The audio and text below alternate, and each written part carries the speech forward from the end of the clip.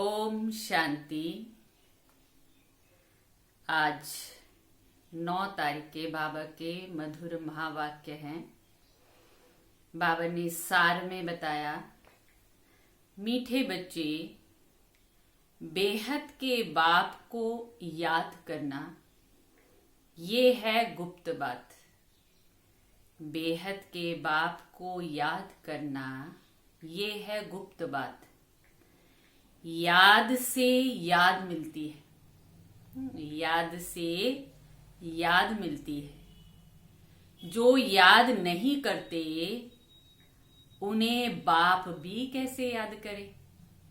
जो याद ही नहीं करते हैं उन्हें बाप भी कैसे याद करे।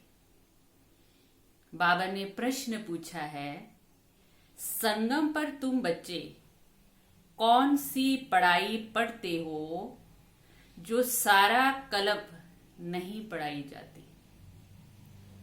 उत्तर है, जीते जी शरीर से न्यारा अर्थात मुर्दा होने की पढ़ाई अभी तुम पढ़ते हो, क्योंकि तुम्हें कर्मातीत बनना है। बाकी जब तक शरीर में है तब तक कर्म तो करना ही है। जब तक शरीर में है कर्म तो करना ही है। मन भी अमन तब हो जब शरीर ना हो। इसलिए मन जीते जगत जीत नहीं, लेकिन माया जीते जगत जीत कहेंगे। मन जीते जग जीत नहीं, बाबा कहते हैं माया जीते जग जीत। ओम शांति। बाप बैठ बच्चों को समझाते हैं, क्योंकि ये तो बच्चे समझते हैं, बेसमझ को ही पढ़ाया जाता है। अब बेहद का बाप ऊंचते ऊंच भगवान आते हैं तो किसको पढ़ाते होंगे। जरूर ऊंचते ऊंच बिल्कुल बेसमझ होंगे। इसलिए बाबा कहते, कहा जाता है विनाश काले विपरीत बुद्धि। विपरीत बुद्धि कैसे हो गए। 84 लाख योनियां लिखा हुआ है ना, तो बाप को भी 84 लाख जन्मों में ले गए। कह देते हैं परमात्मा कुत्ते बिल्ली जीव जंतु सब में है। बच्चों को समझाया जाता है, ये तो सेकंड नंबर पॉइंट देनी होती है। बाबा ने समझाया है, जब कोई नया आता है तो पहले पहले उनको हद के और बेहद के बाप का परिचय देना चाहिए। वो बेहद का बाप बड़ा बाबा है और हद का बाप छोटा बाबा है। बेहद का बाप माना ही बेहद आत्माओं का बाप। वो हद का बाप जीव आत्माओं का बाप हो गया। वो है सब आत्माओं का बाप। ये नॉलेज भी सब एक रस धारण नहीं कर सकते। ये बातें भी सब एक रस धारण नहीं कर सकते। कोई 1% धारण करते हैं तो कोई 95% धारण करते हैं। ये तो समझ की बात है ना। सूर्यवंशी बाबा कहते हैं, सूर्यवंशी घराना होगा ना, राजा रानी तथा प्रजा। ये बुद्धि में आता है ना। प्रजा में सब प्रकार के मनुष्य होते हैं। प्रजा माना प्रजा। बाबा कहते हैं प्रजा माना प्रजा। बाप समझाते हैं ये पढ़ाई है। अपनी बुद्धि अनुसार हरेक पढ़ते हैं। हरेक को अपना अपना पाठ मिला हुआ है। जिसने कल्प पहली जितनी पढ़ाई धारण की है उतनी अब भी धारण करते हैं। पढ़ाई कब छिपी नहीं रह सकती। जो जितना करेगा उतना धारण करेगा, और जो धारण करेगा वो छिपी नहीं रह सकती। पढ़ाई अनुसार ही पद मिलता है। बाबा ने समझाया, आगे चल इम्तिहान तो होता ही है। अगर इम्तिहान ना हो तो क्या होगा। ट्रांसफर भी कैसे होंगे? पढ़ाई करेंगे, इम्तिहान होगा तो आगे नेक्स्ट क्लास में जाएंगे तभी ट्रांसफर हो। पिछाड़ी में सब मालूम पड़ेगा, बल्कि अभी भी समझ सकते हैं कि किस पद के हम लायक हैं। बल लज्जा के मारे सबके साथ हाथ उठा देते हैं। जैसे बाबा पूछते हैं ना, लक्ष्मी नारायण कौन बनने वाले हैं, तो सब हाथ उठा देते हैं लज्जा के मारे। दिल में समझते भी है कि हम कैसे बन सकेंगे, तो हाथ उठा देते हैं। समझते हुए भी फिर हाथ उठा लेना, ये भी अवज्ञा ही कहेंगे।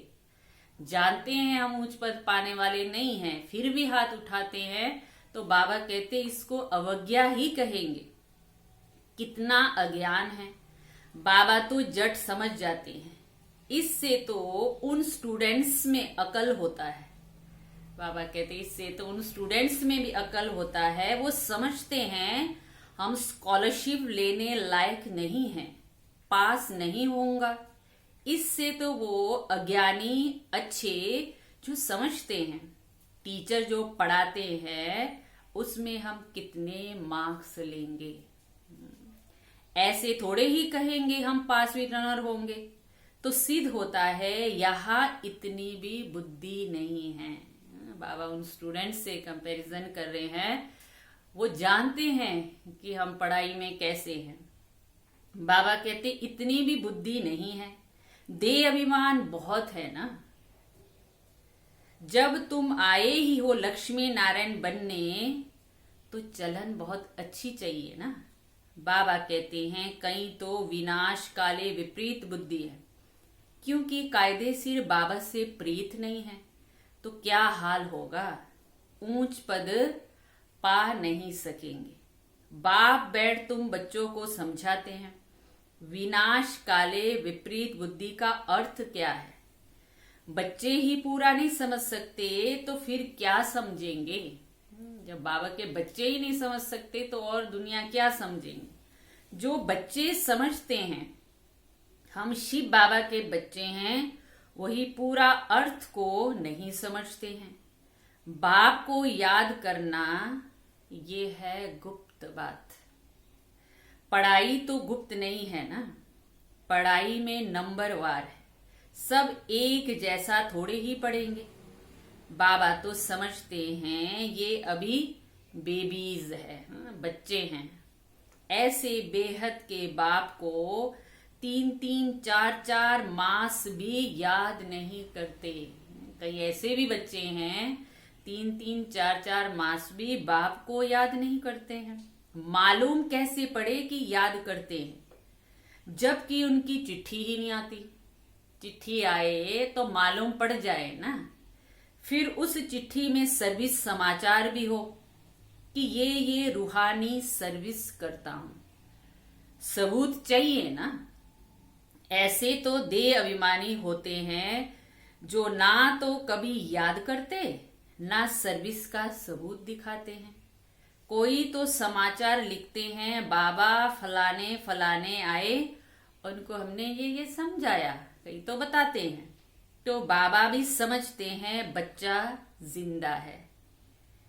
सर्विस समाचार ठीक देते हैं। कोई तो 3-4 मास भी पत्र नहीं लिखते हैं, ना सर्विस का समाचार देते हैं, ना कोई भी पत्र नहीं लिखते हैं। कोई समाचार नहीं दे तो समझेंगे ना, या तो मर गया या बीमार है। तो बाबा को ये समझ में आता है कि या तो बच्चा मर गया या बीमार है। बीमार मनुष्य लिख नहीं सकते हैं। ये भी कोई लिखते हैं हमारी तबीयत ठीक नहीं थी इसलिए पत्र नहीं लिखा। कोई तो समाचार ही नहीं देते हैं, क्यों नहीं लिखा है ये रीजन ही नहीं बताते हैं। ना बीमार है, देह अभिमान है। फिर बाबा भी याद किसको करे, जो चिट्ठी नहीं लिखते, समाचार नहीं देते, फिर बाबा किसको याद करे। याद से याद मिलती है। जितना दिल से बाबा को याद करेंगे, याद से याद मिलती है। परंतु देह अभिमान है। बाबा आकर समझाते हैं मुझे सर्वव्यापी के 84 लाख से भी जास्ती योनियों में ले जाते हैं। मनुष्य को कहा जाता है पत्थर बुद्धि। भगवान के लिए तो फिर कह देते हैं पत्थर ठित्तर के अंदर विराजमान है। तो ये बेहद की गालियां हुई ना, भगवान को कुत्ते बिल्ली में कहना ये बेहद की गालियां हुई ना। इसलिए बाबा कहते हैं मेरी कितनी गलानी करते हैं। अभी तुम तो नंबर वार समझ गए हो, भक्ति मार्ग में गाते भी है, आप आएंगे तो हम बलिहार जाएंगे, आपको वारिस बनाएंगे। ये वारिस बनाते हैं जो कहते हैं पत्थर ठित्तर में हो। कितनी गलानी करते हैं। तब बाबा कहते हैं यदा यदा हि धर्मस्य। अभी तुम बच्चे बाबा को जानते हो तो बाप की कितनी महिमा करते हो। कोई महिमा तो क्या, बाबा कहते कोई महिमा तो क्या, कभी याद भी नहीं कर सकते, याद के 2 अक्षर भी नहीं लिखते हैं। देह अभिमानी बन पड़े हैं ना। तुम बच्चे समझते हो हमको बाबा मिला है, हमारा बाप हमको पढ़ाते हैं। भगवानो वाच है ना, मैं तुमको राजयोग सिखाता हूँ। विश्व की राजाई कैसे प्राप्त हो उसके लिए राजयोग सिखाता हूँ। हम विश्व की वासाई लेने के लिए बेहद के बाप से पढ़ते हैं। ये नशा हो तो खुशी आ जाए, बल गीता में पढ़ते हैं परंतु जैसे ऑर्डनरी किताब पढ़ते हैं। श्री कृष्ण भगवानों वाच राजयोग सिखाता हूँ बस। इतना बुद्धि का योग वो खुशी नहीं रहती है। गीता पढ़ने व सुनने वालों में इतनी खुशी नहीं रहती है। गीता पढ़कर पूरी की और गया धंधे में। तुमको तो अभी बुद्धि में है, बेहद का बाबा हमको पढ़ाते हैं। बाबा कहते अभी तुम्हारे को तो बुद्धि में है, और कोई की बुद्धि में ये नहीं आएगा कि हमको भगवान पढ़ाते हैं। तो पहले पहले कोई भी आए तो उनको 2 बाप की थ्योरी समझानी है। बोलो भारत स्वर्ग था ना, अभी नरक है। ऐसे तो कोई कह ना सके कि हम सतयुग में भी है और कलयुग में भी है। किसी को दुख मिला तो वो भी नरक में है, किसी को सुख मिला तो वो स्वर्ग में है। ऐसे बहुत कहते हैं। दुखी मनुष्य नरक में हैं, हम तो बहुत सुखी बैठे हैं। मैल माड़ियां आदि सब कुछ है, बाहर का बहुत सुख देखते हैं ना। ये भी तुम अभी समझते हो सत्युगी सुख तो यहाँ हो नहीं सकता। ऐसे भी नहीं कि गोल्डन एज को आयरन एज कहो अथवा आयरन एज को गोल्डन एज कहो, एक ही बात है। ऐसे समझने वाले को अज्ञानी कहेंगे। तो पहले पहले बाबा की थ्योरी बतानी है। बाबा ही अपनी पहचान देते हैं और कोई जानते नहीं है। कह देते हैं परमात्मा सर्वव्यापी है। अभी तुम चित्र भी दिखाते हो। आत्मा और परमात्मा का रूप तो एक ही है, वो भी आत्मा है परंतु उनको परम आत्मा कहा जाता है। बाबा बैठ समझाते हैं मैं कैसे आता हूँ। सभी आत्माएं वहां परम धाम में रहती है। ये बातें बाहर वालों को तो कोई समझ में आएगा ही नहीं। भाषा भी बहुत सहज है। गीता में श्री कृष्ण का नाम डाल दिया है। अब कृष्ण तो गीता सुनाते नहीं है, वो तो सबको कह ना सके कि माम एकम याद करो। देहधारी की याद से तो पाप कटते नहीं है। श्री कृष्ण भगवान वाच दे के सब संबंध त्याग, माम एकम याद करो। परंतु दे के संबंध तो कृष्ण को भी है ना। और फिर वो छोटा बच्चा है, छोटा सा बच्चा है ना। ये भी कितनी बड़ी भूल है। कितना फर्क पड़ जाता है। एक भूल के कारण फिर सारे भूलें होती रहती है। परमात्मा तो सर्वव्यापी हो नहीं सकता। जिसके लिए कहते हैं सबका सद्गति दाता है, तो क्या वो दुर्गति को पाते हैं? परमात्मा तो सर्वव्यापी हो नहीं सकता। बाबा कहते हैं परमात्मा कभी दुर्गति को पाता है क्या? ये सब विचार सागर मंथन करने की बातें, टाइम वेस्ट करने की बातें नहीं। मनुष्य तो कह देते हैं हमको फुर्सत नहीं है। तुम समझते हो, आकर के कोर्स लो, तुम समझाते भी हो, आकर के कोर्स लो तो कहेंगे हमें फुर्सत नहीं है। 2 दिन आएंगे, फिर 4 दिन नहीं आएंगे। पढ़ते नहीं हैं तो ये लक्ष्मी नारायण कैसे बन सकेंगे? बाबा कहते हैं माया का कितना फोर्स है। बाप समझाते जो सेकंड, जो मिनट पास होता है वो हूबहू रिपीट होता है, अनगिनत बार रिपीट होते रहेंगे। अभी तो बाबा द्वारा सुन रहे हो। बाबा तो जन्म मरण में आते नहीं है। वेट की जाती है पूरा जन्म मरण में कौन आता है और ना आने वाला कौन है। सिर्फ एक ही बाबा है जो जन्म मरण में नहीं आता है, बाकी तो सब आते हैं। इसलिए चित्र में दिखाया है ब्रह्मा और विष्णु दोनों जन्म मरण में आते हैं। ब्रह्मा सो विष्णु, विष्णु सो ब्रह्मा का पाठ आते जाते हैं। एंड हो नहीं सकता। ये चित्र फिर भी आकर सब देखेंगे और समझेंगे। बहुत सहज समझ की बात है। बुद्धि में आना चाहिए हम सो ब्राह्मण हैं, फिर हम सो क्षत्रिय वैश्य शूद्र बनेंगे, फिर बाबा आएंगे हम सो ब्राह्मण बन जाएंगे। ये याद करो तो स्वदर्शन चक्रधारी ठहरे। बहुत है जिनको याद ठहरती नहीं है। तुम ब्राह्मण ही स्वदर्शन चक्रधारी बनते हो, देवताएं कभी नहीं बनते। ये नॉलेज, बाबा कहते ये नॉलेज की चक्कर कैसे फिरता है। इस नॉलेज को पाने से ये देवता बन जाते हैं। वास्तव में कोई भी मनुष्य स्वदर्शन चक्रधारी कहलाने के लायक नहीं। मनुष्यों की सृष्टि मृत्यु लोग ही अलग है। जैसे भारतवासियों की रस्म रिवाज अलग है, सबका अलग अलग होता है। देवताओं की रस्म रिवाज अलग है, मृत्यु लोक के मनुष्य की रस्म रिवाज अलग है। दिन रात का फर्क है, इसलिए सब कहते हैं हम पतित है।